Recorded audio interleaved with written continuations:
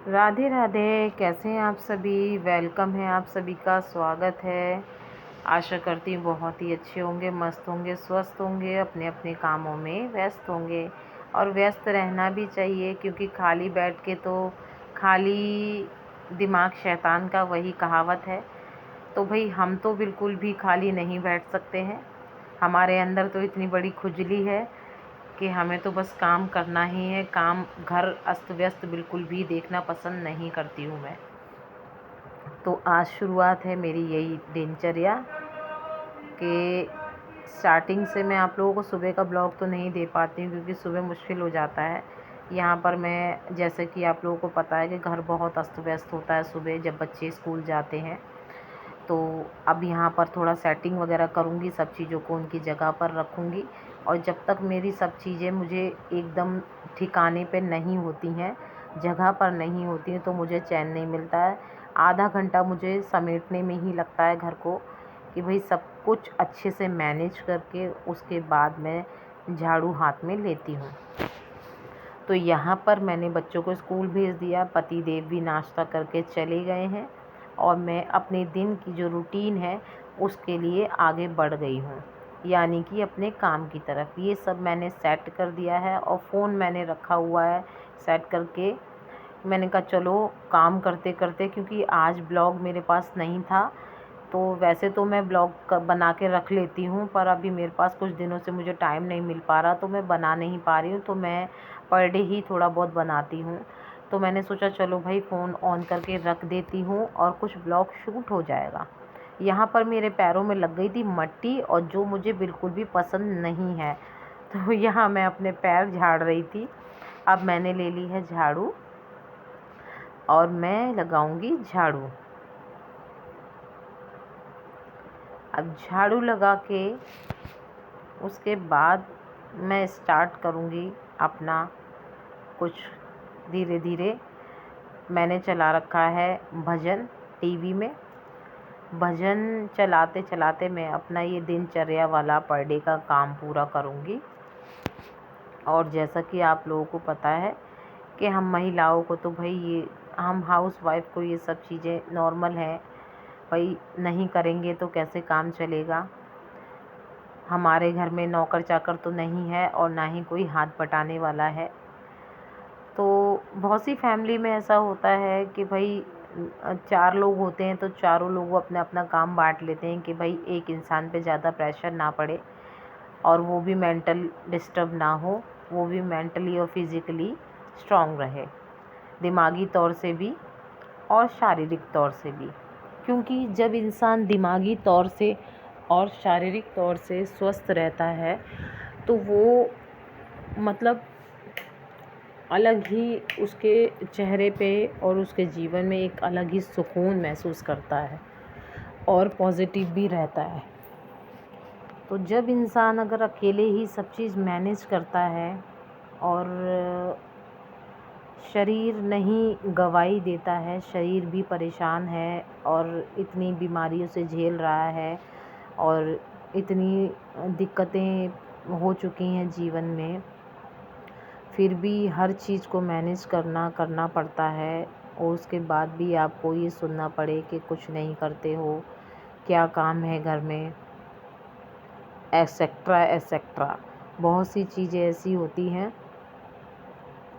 कि बताई नहीं जाती हैं, और ना ही हर कोई किसी से खुल के डिस्कस कर पाता है। तो ये फैमिली लाइफ है। ये सब किसी के घर में भाई काम में हाथ बटाने वाले होते हैं, बड़े बड़े बूढ़े भी होते हैं भाई, उनके पति बच्चे सब और भी सब जो भी होते हैं, तो काम का पता नहीं चलता है। और जहाँ एक ही इंसान को सब चीज़ मैनेज करनी पड़े, वहाँ बहुत मुश्किल हो जाता है। और उसके बाद अगर आप करते हो और फैलाने वाले 4 लोग होते हैं, तो गुस्सा भी बहुत ज़्यादा आता है। तो वो सब चीज़ें मेरे साथ होती हैं। तो यहाँ पर मैंने सब कुछ अपना मैनेज कर दिया है, और मैनेज करने के बाद मैं बढ़ूँगी आगे की तरफ। और ये देखिए, यहाँ पर मैंने माता के गाने भजन लगा रखे हैं।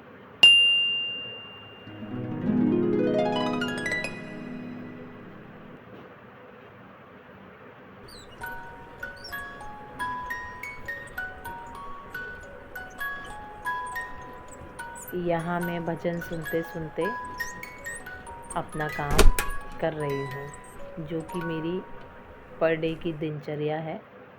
मुझे बहुत पसंद है गाने सुनना, भजन सुनना और काम करते रहना। तो यहाँ पर सब चीज़ें अस्त व्यस्त थी, मैंने सब ठिकाने पर रख दिया है। तो मैं दिखा रही हूँ आज आपको मौसम। सुबह तो ऐसा लग रहा था कि सच में बहुत ज़्यादा इतनी तेज़ बादल था, कल से बारिश लगातार हो रही है।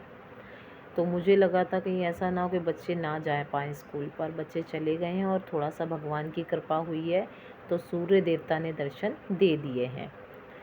तो ऐसा था कि मैं जैसा आपको बताया था कि गेहूँ पिसवाने के लिए डाले थे, तो पतिदेव को बोला पहले मुझे भई आटा ला के दो, क्योंकि मेरा कल हो गया था आटा बिल्कुल ख़त्म। तो जो भी था कल मैंने उस आटे में थोड़ा-सा मैदा मिला के काम चलाया था। क्योंकि वैसे तो आप लोग ये बोलेंगे कि भई मेरे घर में कभी भी ये सब चीज़ें ख़त्म नहीं होती, क्योंकि थोड़ा-सा ऐसा हो गया ना कि पतिदेव को भी टाइम नहीं था, उनकी ड्यूटी का इतना बिज़ी शेड्यूल चल रहा है, क्योंकि वो है सैलून लाइन में। तो अभी राखी का टाइम है, तो बहुत ज़्यादा बिज़ी टाइम होता है। राखी हो गया और जैसे करवा चौथ हो गया, जो भी त्योहार आते हैं तो इसमें बहुत ज़्यादा बिज़ी शेड्यूल हो जाता है उनका। और मुझे भी डॉक्टर ने मना किया हुआ है, इतने सारे ऑपरेशन हुए हुए हैं, तो वज़न उठाने के लिए, भारी काम करने के लिए मुझे बिल्कुल भी मना किया हुआ है। डॉक्टर का कहना है अगर आप ये सब करते रहोगे तो आगे आपको कोई दिक्कत ऐसी होगी तो आपका आगे जाके कुछ नहीं हो सकता।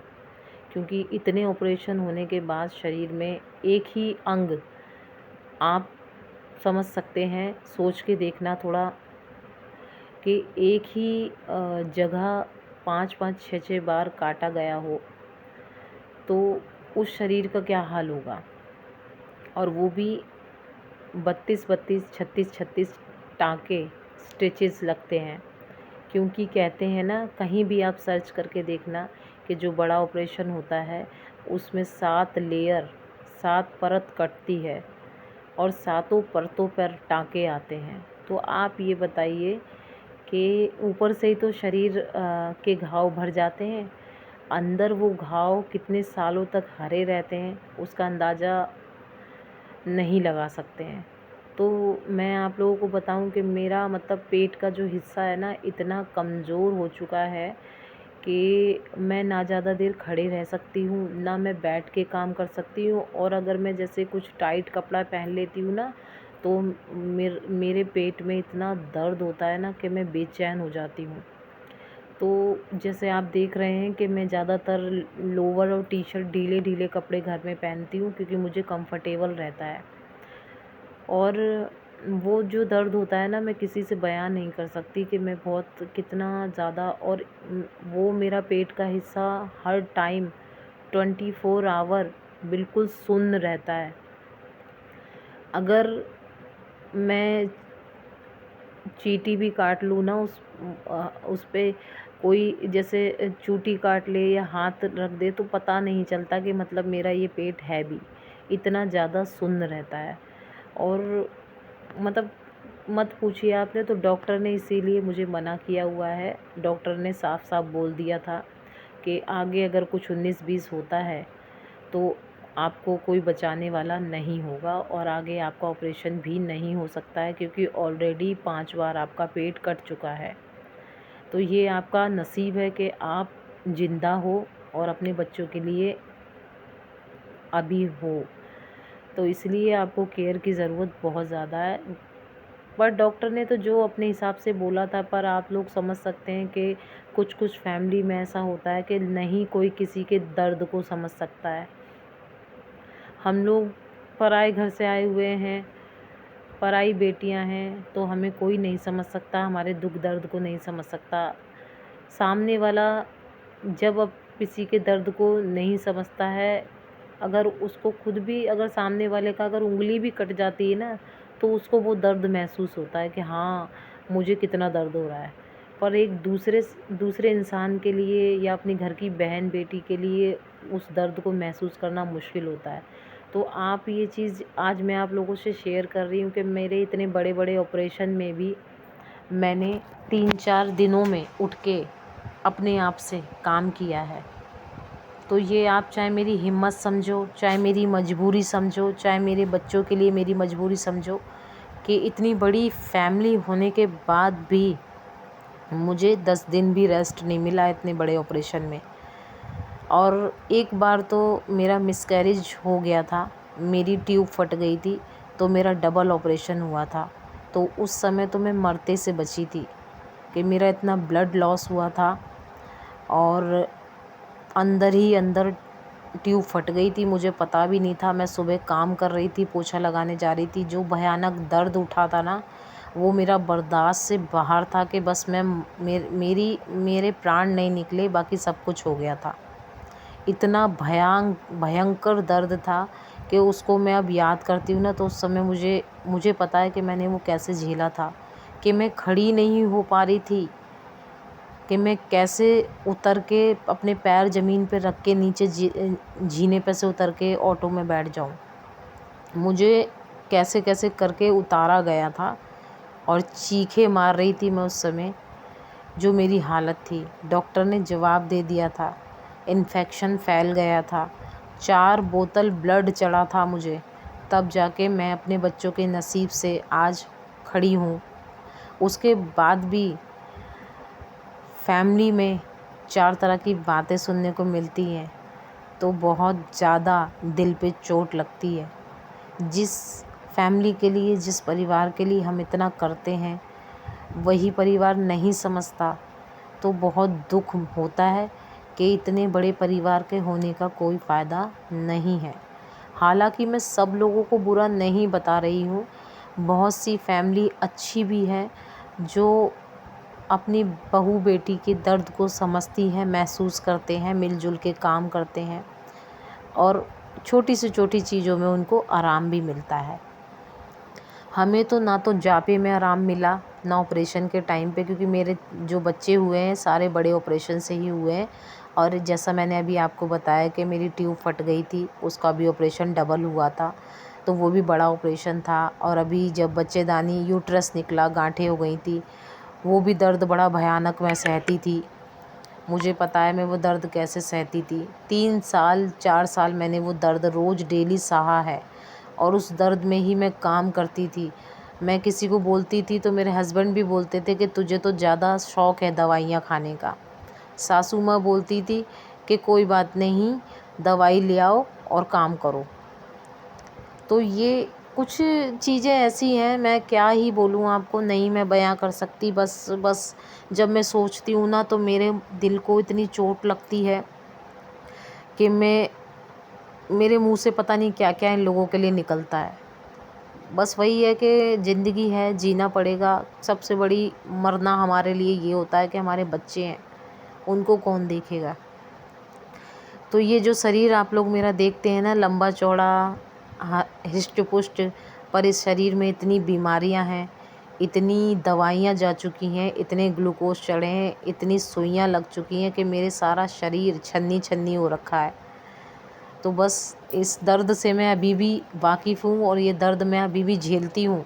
मैं ज़्यादा देर खड़े होके बैठ के काम नहीं कर सकती, क्योंकि मेरा पेट इतना दुखता है ना, और मेरी कमर, जहाँ पर मुझे रीढ़ की हड्डी में इंजेक्शन जो सिजेरियन के टाइम पे लगते हैं, वो बहुत ही भयंकर दर्द है, जो मैं आपको शब्दों में बयान नहीं कर सकती। बस ये है कि बस करना है और ज़िंदगी जीनी है। जब तक इस शरीर में प्राण है, तब तक तो जीना है ही, चाहे आप हंस के करो चाहे रो के करो। तो चलिए छोड़ते हैं इन सब बातों को। और यहाँ मैंने क्लीन की है अपनी फ्रिज, क्योंकि बेटे ने कल आटा गिरा दिया था तो बड़ा गंदा लग रहा था, तो मैंने फिर फ्रिज को क्लीन किया दोबारा से सारा।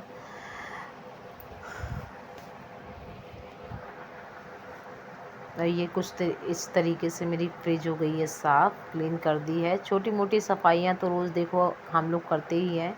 डीप क्लीनिंग कभी कभी हफ्ते में 10 दिन में करने को टाइम मिलता है, जैसा कि आप लोगों को पता ही है।